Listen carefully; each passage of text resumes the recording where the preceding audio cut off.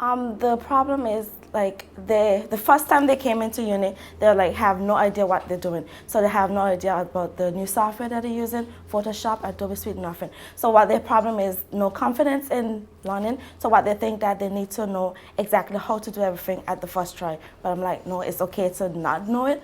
Just ask questions and you will eventually get to know it. Because in your second year, everything that you did in your first year would be like a joke to your second year because you already know it. So just know you have to fail in order to succeed. As everybody have different issues, some students will approach you in regards with academic work. Some will have issues with their attendance.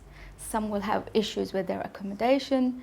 And we can actually help them and signpost them where they can get that help from. So it really helps the students. Most common problem is time management.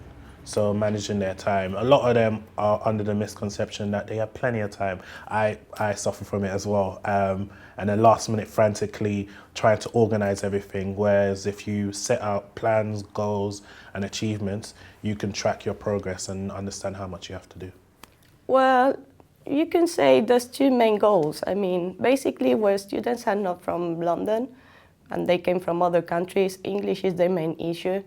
And then they want to get involved in the city, the life and the events. So they ask you how to get the student oyster. They ask you how to get an accommodation. They ask you for too many things like how university works, where you can find the library. It sounds quite silly, but then I go back in time when I was in my first year and I was completely lost. I was asking for the same stuff, so I didn't really understand them.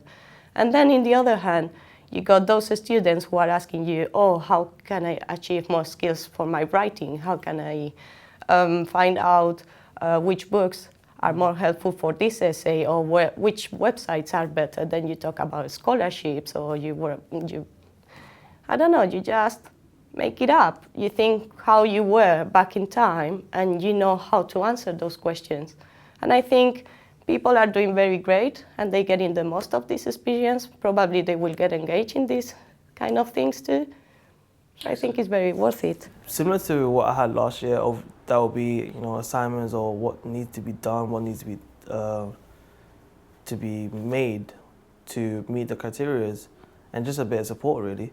And that's what I gave to them, what I didn't have last year. So they're doing phenomenal jobs, doing the work, and really thankful for the help that we gave.